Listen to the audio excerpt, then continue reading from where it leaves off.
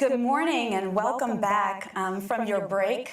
We understand that the chat is live, so we first of all just want to thank you so much for your active participation in this crucial conversation. As we get ready to transition to our next topic, we want to invite you to complete a poll. Do you know of a school or district in North Carolina that uses strategic compensation to recruit teachers in specific positions? If you could just please quickly answer yes or no.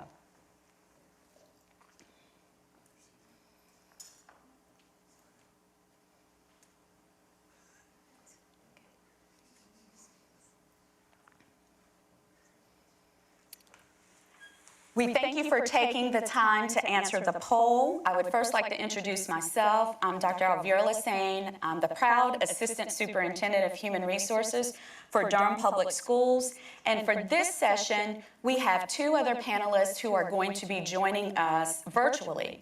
And so I would like to provide an opportunity for them to introduce themselves.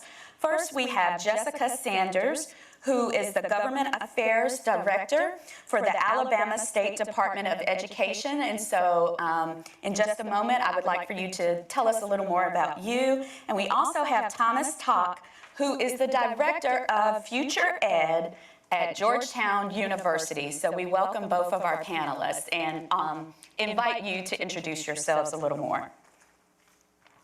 Hi, well, good morning, Alvera. I'm Jessica Sanders, and I'm so happy to be with you guys this morning. I am also kind of pinch hitting this morning. We have a great effort in our state that's, like many others, a collaboration with a lot of folks. And we've worked closely with the governor's office, our legislators, our State Department of Education, and many other stakeholders, and some great ideas that are on the ground now. They are brand new, and I'm excited to tell you about those. I handle government relations for our State Department of Education, and I just want to say thank you. I'm excited to be here today. Thank you. Well, thanks, Alvera. I'm happy to join the conversation as well. My name, as you say, is Tom Toch, and I run Future Ed, which is an independent, solution-oriented think tank at the McCord School of Public Policy at Georgetown University, where, among other things, we've written a lot about efforts to strengthen the teaching profession, including addressing teacher shortages. Okay, thank you both for joining us for this conversation. In my effort to kind of set the stage and highlight some of the crucial conversations around filling our critical vacancies, it's amazing how, as we listen to the prior session, how all of our conversations are going to weave into a tapestry of sorts. But I want to begin by highlighting again that conversation about all spaces across our state not being equal, okay? And thinking about how we have certain schools and school districts that vary widely in funding streams. As referenced this morning, we have differences in the capacity to be able to address our issues. However, we also have to focus that folks have numerous roles, and particularly COVID, everything is not about COVID, but COVID has had an impact.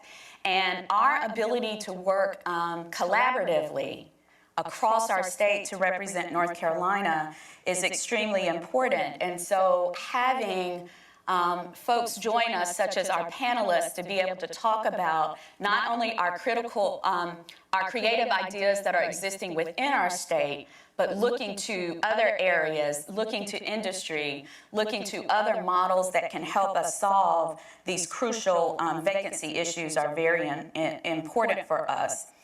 I think we also are at a time that in our traditional thought about education, we have to shift that. And we have to increasingly recognize that all positions are not created equal. And so the days of having a teacher with a certain amount of experience make the same, whether they're high performing or not, I think that that's a crucial conversation that we have to have and look at more sustainable ways to differentiate compensation based on need as well as performance. We also have to consider in this, how can we continue to identify different incentives. And so as just a quick side point, we're focused on filling critical teaching vacancies, but I think as we're looking at this, we have to remember, such in my area, what we're finding increasingly is that our competitors are not only within education, but just as there are unique circumstances for our more rural areas, in an urban area, a common thing that we're finding is that our biggest competitors are actually outside of education. And so I think that our push to come up with more creative ways is growing in need. And so with all of that, I encourage you to go to your resource in our action plan and look at those ideas and recommendations that are under 5A. And keep that framework in mind as we go to our panelists. And so with that, I would like to start with Tom. And Tom, we would like for you to share some brief remarks about the DC Impact System and how it has worked to help the district recruit teachers in hard-to-staff areas, and to the extent possible, please share your evidence of success, including teacher quality. Sure. Well, thanks, Alvera. When districts think about recruitment, it seems to me that they need to think about the entire human capital pipeline, not just recruitment. And the 52,000 student District of Columbia Public Schools, the traditional public school system in the nation's capital, is a good example of how to do that. And let me just give you some examples of what I think are what we think are smart strategies that they've introduced to align the entire human capital system in the district to their efforts to address recruiting needs and shortages in some particular areas and at some grade levels and in some of their harder to staff schools. So first, they recruit aggressively and they recruit nationally. They send letters of invitation to state and local teachers of the year nationwide. They've recruited so aggressively in both DC area and surrounding suburbs that the charter schools, which educate about 50% of the students and public school students in Washington, D.C., have taken their teachers' emails off their websites to make it harder for DCPS to contact them. To get a clear sense of vacancies earlier in the annual hiring cycle, another key strategy, the district pays departing teachers $1,000 if they announce their departures by April 1st. And then they work very hard to make the teaching job attractive to candidates in the city. They have a performance-based pay system that lets some teachers earn upwards of $140,000 a year. They have a 6-step career ladder that allows highly effective teachers to get to the top of the pay scale in 6 years and take on a range of new roles and responsibilities, ranging from new teacher mentoring roles to curriculum development. They have a sophisticated school-based professional development system that affords teachers professional growth opportunities and very often these teams of teachers working together on their practice in individual schools are led by teachers, highly effective teachers themselves. In 2009, the district replaced a hiring system that relied heavily on teachers' paper credentials and individual principal preferences with a multi-staged centralized screening process and an interactive hiring portal that provides principals with fully vetted lists of district recommended candidates that they can choose from by grade level and subject matter. The system includes essay questions, interviews by trained evaluators, and sample teaching videos. And the portal gives candidates a clear sense of where they stand in the hiring process so they don't get frustrated and lose interest. User experience, as they say in the web world, is an important dimension of keeping candidates connected to the process, DCPS has learned. And also, the district has created substantial incentives to get top teachers into its neediest, hardest to staff schools. The district's highly effective teachers, who make up 43% of the teaching force of roughly 4,300 teachers, can earn $2,500 annually in bonuses for teaching in those schools. And it works. Retention among highly effective teachers in the city's toughest schools is 90% annually, and versus 75% overall for teachers in those schools. It also has created a bonus system that provides $2,500 in bonuses for teachers in shortage subjects in those schools.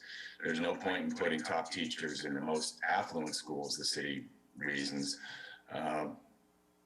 Rather, you want to target incentives to get teachers where you most need them. By the way, I read recently that there are twice as many nationally board certified teachers in North Carolina's most affluent schools as there are in the state's least affluent schools.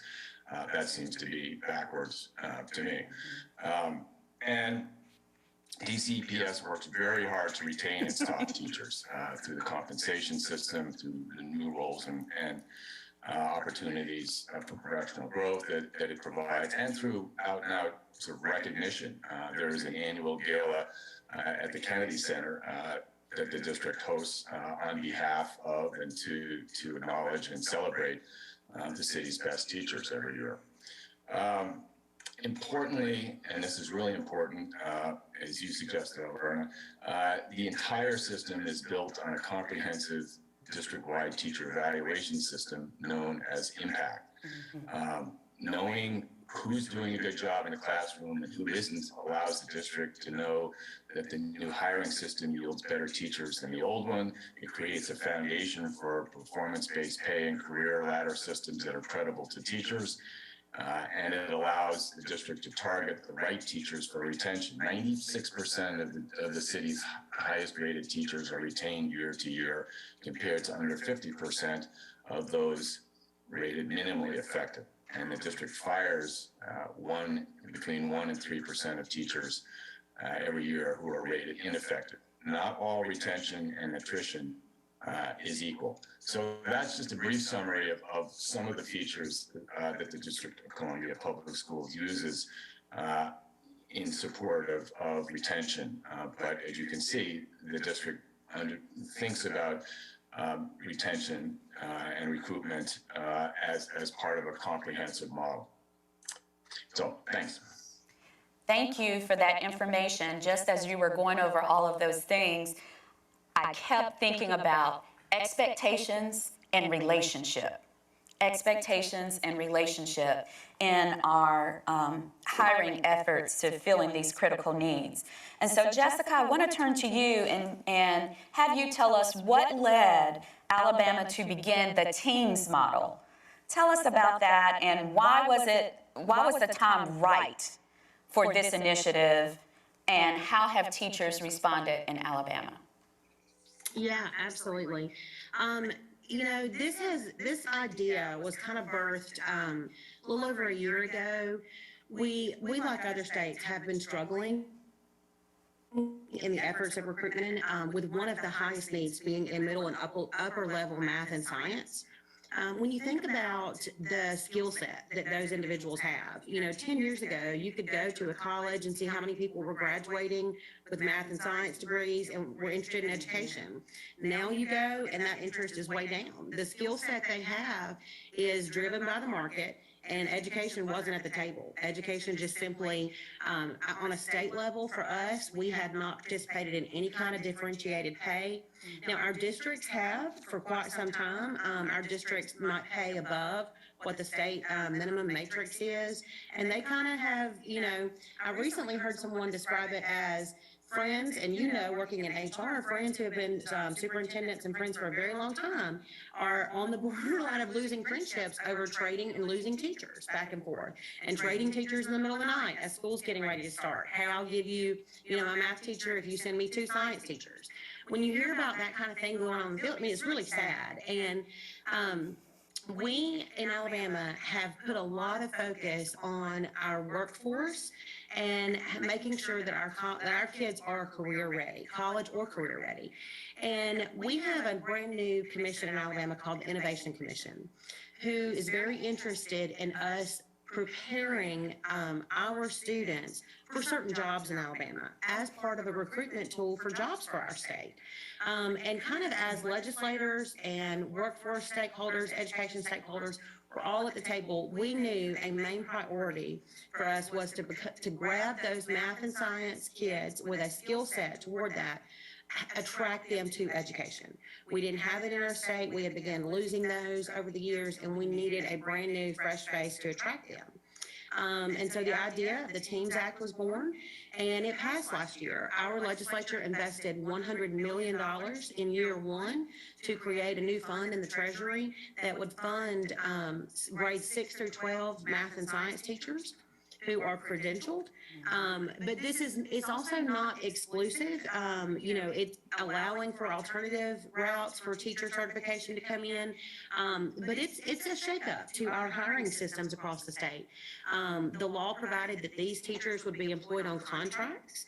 They would not be part of our traditional continuing service status, or tenure, as people may call it. They are employed on contracts, and it's becoming a much more competitive market. And so if this works over the next few years, we expect and would hope to have a line of people standing there to be hired, instead of districts having to take what they can find. If districts cannot find someone, we have places that may have a long-term substitute.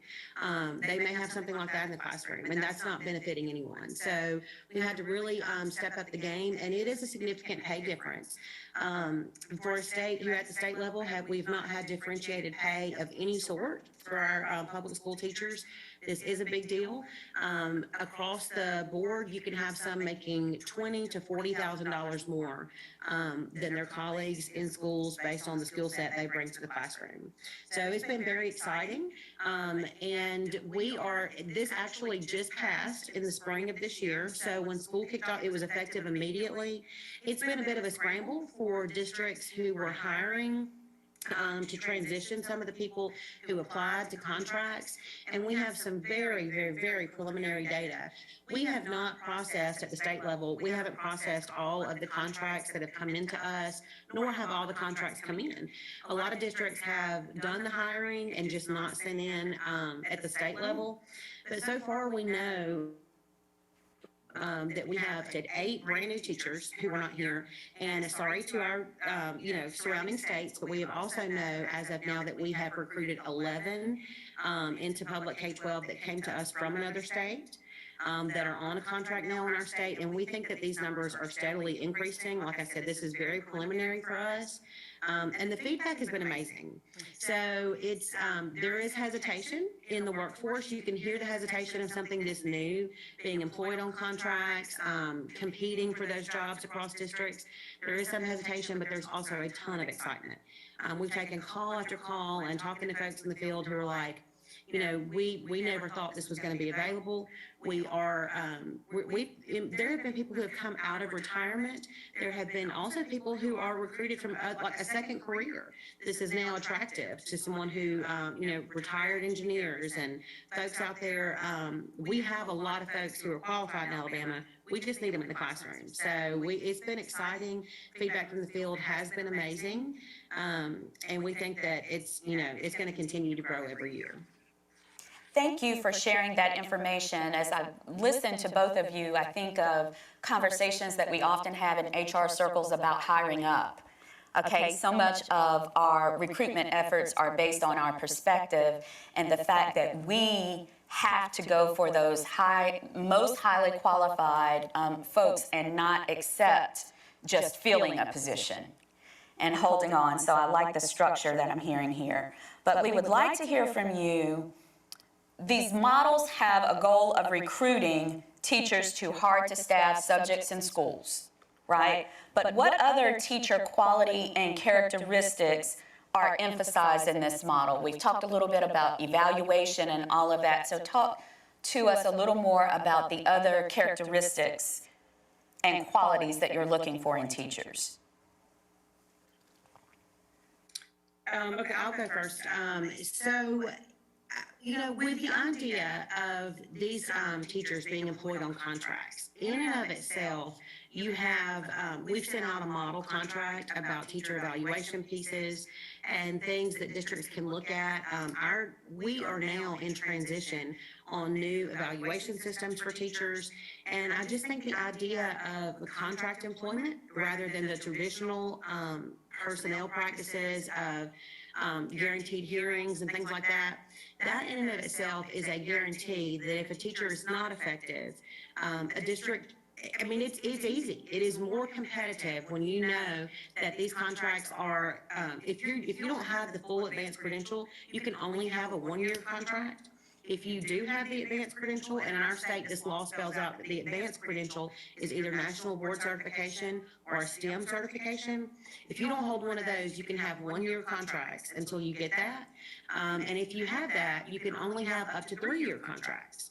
So that's a cap on your employment. It's a way for the district to evaluate the relationship. How's it going and how is the teacher performing? And I failed to mention, you mentioned the hard to staff thing. So we have also targeted, we've had a national board stipend in our budget for quite some time. It is a yearly stipend that teachers are always like, is this going to go away? Is it going to continue to be funded? We have a $5,000 stipend there in our state. And there was an additional $5,000 if you went to a hard to staff school. So there's $10,000 on the table that's related to national board. When the TEAMS Act came about and we knew that we wanted this advanced credential, we wanted this to be available for, highly qualified folks. We stacked all of this on top of that stipend. So actually, in addition to this higher salary for having the MBCT, and there is a hard to staff supplement. If you go to a hard to staff school, a lot of times hard to staff in our state has been applied at the district level. So if your district wasn't a hard to staff district, you weren't, even no matter what the school situation was within the district, you weren't eligible. With the TEAMS Act, we did change that. We put more focus on it should be about the school and not at the district level, because with even the most, the highest performing districts, you have hard to staff schools there. So we made that specific in this TEAMS fund that if you are at a hard to staff school, you can get additional money. So if you think about this $25,000 to $40,000 that's available, and then the MBCT on top of that, it's a real incentive for folks to go. And we realize in our state especially, we've come to realize that you have to talk big numbers to attract people to certain areas of the state just based on the living. There are more things to do in certain areas of the state than there are. And if you're trying to, attract people to live there, you have to talk big money. Wow, so before Tom jumps in, I just want to capture that. So we're doing the right thing in North Carolina with 12% for national board certification, but think if we add it on a context of hard to staff subjects or areas, what that may look like for us as a state. So that's just the thought I wanted to capture. Tom, what would you add? Yeah. Well, Jessica makes great points, and the gist of what Alabama is doing is targeting money to get teachers, the right teachers where they're needed most, and that's what we need to do in teacher policy.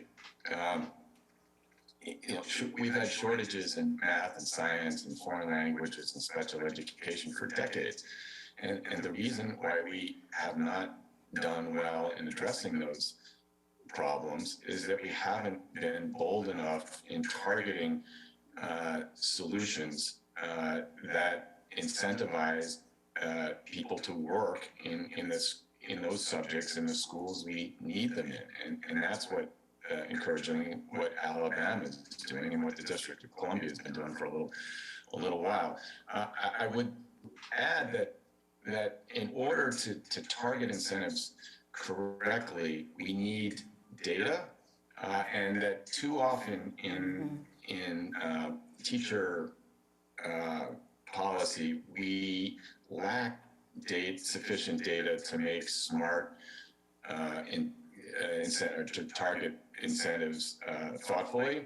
So, for example, we hear that ed schools are turning out fewer students than in the past. Well, it may be that that's the case overall, but it may be that they are actually turning out a lot of students, a lot of graduates in areas that we don't need, right? More teachers. So what we want to do is incentivize ed schools to understand the marketplaces that they serve and encourage their matriculating students to major in subjects and in grade levels where there is substantial need, not where there is already a sufficient supply. We need more physics and math teachers, not more elementary school generalists, for example. And yet the largest number of ed school majors are elementary school generalists for a variety of reasons. Well, if we incentivize ed schools, for example, to by paying them for recruiting more math and science teachers, say, then we're going to solve that imbalance. And those sorts of supply-demand imbalances exist throughout the pipeline, and we need data to understand where we need to put our chips, to place our incentive dollars, I would suggest. Okay. Thank you for that. Let's dig a little deeper in to a point that Jessica mentioned. Jessica, you mentioned the identification of hard to staff by district versus schools. So let's dig a little more deeply into how schools are selected to participate in both of your models. How do teachers become eligible? Are there any unique things that you would highlight in those areas? So we did publish a hard to staff school list at the time that, shortly after the passage of this law. And our law provided that the State Department would look at things such as geographic location, poverty levels, and I may not be able to recall the other thing right now, but those are some significant things we were looking at is, like, is this some rural area where someone needs to drive? There aren't, it's the biggest employer in the community, but still the community may not be providing enough to fill the needs. So geographic location and right off the top of my head, I know poverty level within the schools are things that we looked at. And I apologize. We are also in the law looking at out of field teaching assignments. So which schools have the most out of field teaching assignments? People that are being assigned to teach classes that they're not certified for, we take that into account as well. We kind of ran a list based on those three factors to publish our hard to staff school list. Okay, thank you. Tom, would you add anything to that for DC? No, not really. Okay. So we have a specific question for you. When we're talking about recruitment in North Carolina and filling these critical vacancies, licensure is often a foundational piece of that conversation. This afternoon, in fact, we have a panel and breakout groups on re-imaging an effectiveness-based licensure model. Based on what you've learned from the DC example, what effectiveness measures would you encourage us to consider? Well, the DCPS, the District of Columbia Public Schools Teacher Evaluation System, is correctly, in our view, a multi-part evaluation system. So it relies, where the data is available, on student achievement results, but that only covers about 15% of the teachers in the city. It rests heavily on teacher observations by trained principals whose rating has been calibrated so that there's consistency across the city, and those they use a rubric that is tied to research that in turn suggests the aspects of teaching that move student achievement most. And there are multiple evaluations, maybe 5 in some instances, across a school year. They use student surveys of teacher performance, and they have another category that looks at teachers' commitment to the school's success, so involvement in extracurricular activities and a variety of other things. So it's a multi-part system which doesn't rest on any individual category, and hence is less controversial than some meaningful more rigorous evaluation systems. So I would suggest that a comprehensive model is key for both the accuracy of the results and the credibility of the system for teachers, which is super important. Okay, thank you.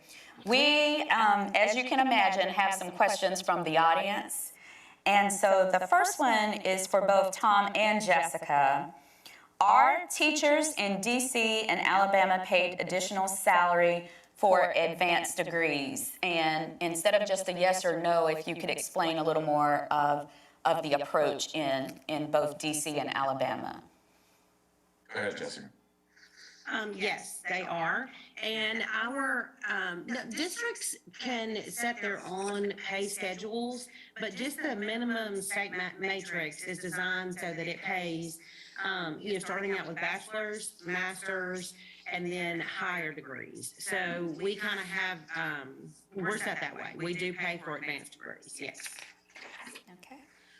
So I think it's important to note that there's been a great deal of research in recent years, really over the past decade, that suggests that credentialism does not equal quality or competency, right? And the District of Columbia has built that reality into its compensation model. So as teachers move up the career ladder, they do that on the basis, in part, on years of experience and advanced degrees, but it's largely based on performance. You have to be a highly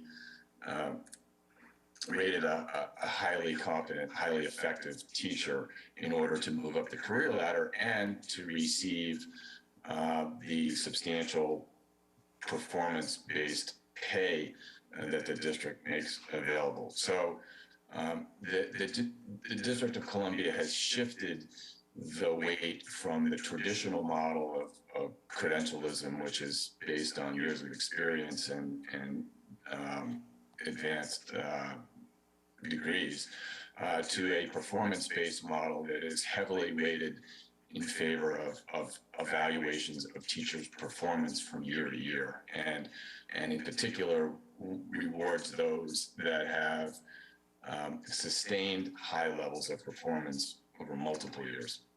Okay. The next question is for Jessica. How did Alabama decide on the initial $5,000 for hard-to-staff districts? And is there data to show that this has worked, given the timeline?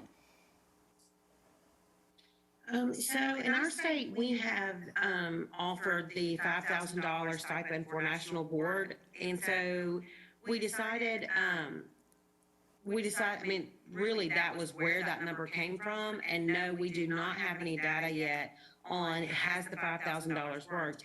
I think anecdotally, we meant that 5,000 for being in a hard to staff, whether it's just for a national board teacher or whether it's for a team's contract teacher, that the 5,000 may not be enough. But no, we have not studied to learn that, but we based it off of other stipends that have been available in our budgets. Okay. Jessica makes a good point, which is that there's ample research to suggest that these incentives have to be meaningful in order to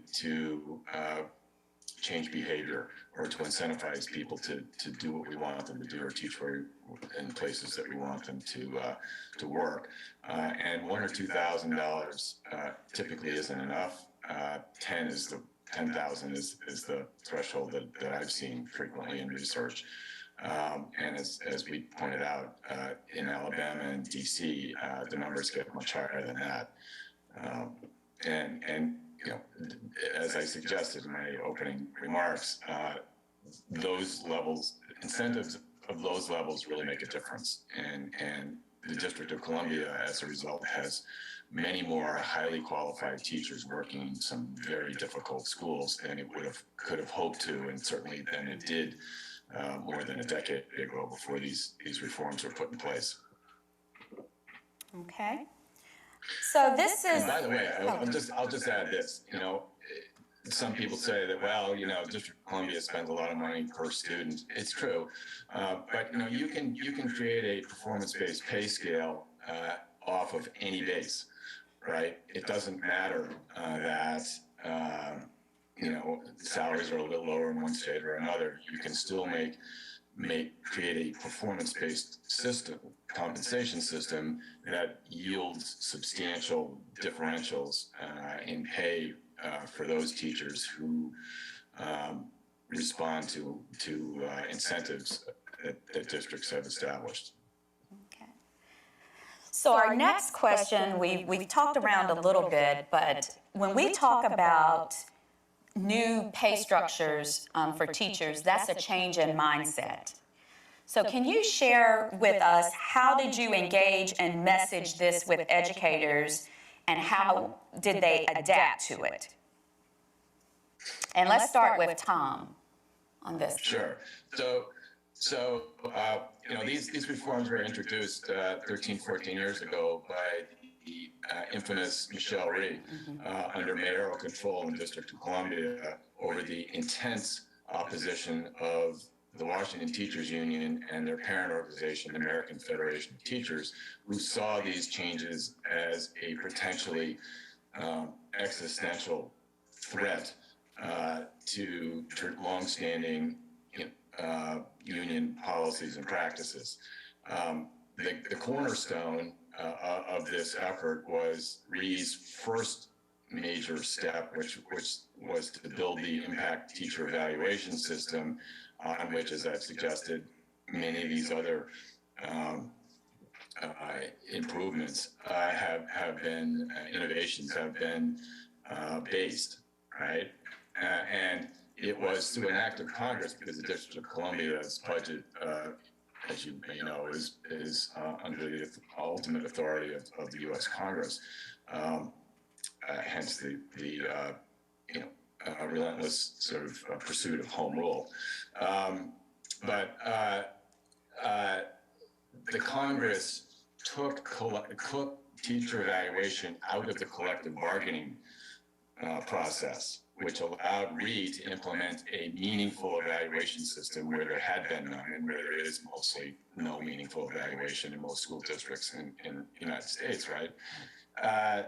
She was able to create a really comprehensive, rigorous evaluation system that has been widely praised by experts, although loathed by teacher unions.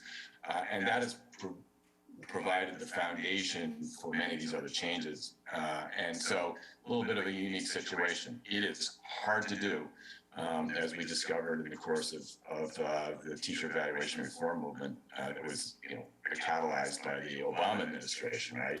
Over the last 10 years. A lot of opposition to it. It's unfortunate because ultimately these changes are in teachers' own best interest, it seems to me. So Jessica, I would say newer in your journey, what would you say about those communication efforts with teachers? I can start out by saying that Tom has luxuries at his think tank that I don't have as a State Department of Education working with our teacher associations, as he can just call out certain things and be a little more upfront about it. Ours was, we did not have a lot of opposition with the TEAMS Act. It is a huge shift. So this is, I think, the beginning of reform that we've not seen in Alabama. But we did not have a lot of opposition because as this piece of legislation kind of worked its way through, there was talk in the beginning of this TEAMS Act differentiated salary only being available for new hires. So people who were hired as of such and such date going forward, that this is something that's available to them. We knew that that might create an environment that just wasn't good. So we needed it to be available to everyone. And as we worked through, in exchange for that, it was available to everyone, but it's a different career track. So if you're on year 10, if you're, you've been at your school district for 10 years, you're a great teacher, this is available to you the same as it's available to everyone else, but it's a new career track that you choose. You voluntarily forfeit your stance of where you were under other laws, and you go on to this in order to get this. So I think that we cut down on a lot of opposition by making it voluntary and available. Because when you start talking about lots of other money, you gain interest, and those interests of people in the field may not align with the education associations. So we didn't have a lot of opposition, which is exciting because we had overwhelming support for this concept. And as as we've talked about, and Tom has pointed to, differentiated pay has a lot of research behind performance. So we're looking forward to the future. And I just add that not all teacher unions are opposed to this concept. I mean, Al Shanker, who is considered to be the grandfather of teacher unionism, who was the longtime president of the UFT in New York City, and then the first president of the American Federation of Teachers, 25 years ago was advocating performance-based pay and career ladders and other changes, because he recognized that ultimately making teaching a performance-based profession was the way to elevate it in the eyes of the public and raise thereby opportunities for teachers to earn living wages. And unfortunately, he didn't win that debate internally, influential as he was. But there are many in the teacher union sector who recognize the value of shifting policies. Okay. So, Tom, can you tell us a little bit, because I believe that the DC Union eventually voted for impact, which indicated a significant shift for that tough. Well, they didn't really vote for it because they didn't have any vote to cast, Yes. because it was not part of the collective bargaining process. But DCPS surveys of teachers, and principals, which they do annually and have for a number of years, to gauge interests and priorities and concerns among their teaching force, which is a very smart idea, by the way, has shown that increasingly larger percentages of teachers support impact, performance-based pay, career ladders, and the constellation of changes that the district made to strengthen the teaching profession, to make it more attractive. So, they're pleased, and those numbers are up in the 70%. It's 70 percentiles now. So, that's a significant development. Obviously, people are concerned, anxious about change, about something that is new and threatens their jobs, threatens their livelihoods. And some teachers were early on, a significant number of teachers lost their jobs as a result of the introduction of a serious, meaningful evaluation system. So of course they're going to be concerned. And Ree was a bit of a steamroller and rolled it out quickly and didn't pilot it, and it was an aggressive move on her part, and it was a predictable backlash. But over time now, 12 years in, it has become an accepted part of the landscape, which is a significant lesson in its own right. Well, I want to take this time to thank both of you for giving us two different models. Do we have another question? Oh, I'm sorry. I missed. There is one last question that has been added for Tom. What are the components of evaluating a teacher's effectiveness in DC? Are student test scores included? And what else, if anything? Sure. As I suggested a minute ago, test scores are calculated, or added to the mix for teachers in grade levels and in subjects that are tested. But that works out to only between 15 to 20% of the teaching force in DC. So the evaluation model, the impact system, relies much more heavily on multiple classroom observations by trained observers, typically principals or assistant principals, whose evaluations are calibrated against district standards using a rubric of essential qualities of effective teaching. So it's a standards-based observation model that is calibrated and every year that principals and other evaluators have to sort of establish their ability to evaluate accurately in order to make the system fair. They also use surveys of students. They use measures of teachers' commitment to school success, their involvement in a variety of different school activities and the like. So it's a multi-part system by design in order to increase both its effectiveness, its accuracy, and to win, if you will, the hearts and minds of teachers who have to, in any situation, feel that an evaluation system is credible. Otherwise, it won't work. Okay. Thank you both so much. We want to, as we begin the transition, invite our attendees to answer this question in the chat. What aspects of the teams and DC impact models resonated with you the most, and why? And so as we transition and you answer that question, I'm going to turn it over to my colleague, Olivia Rice.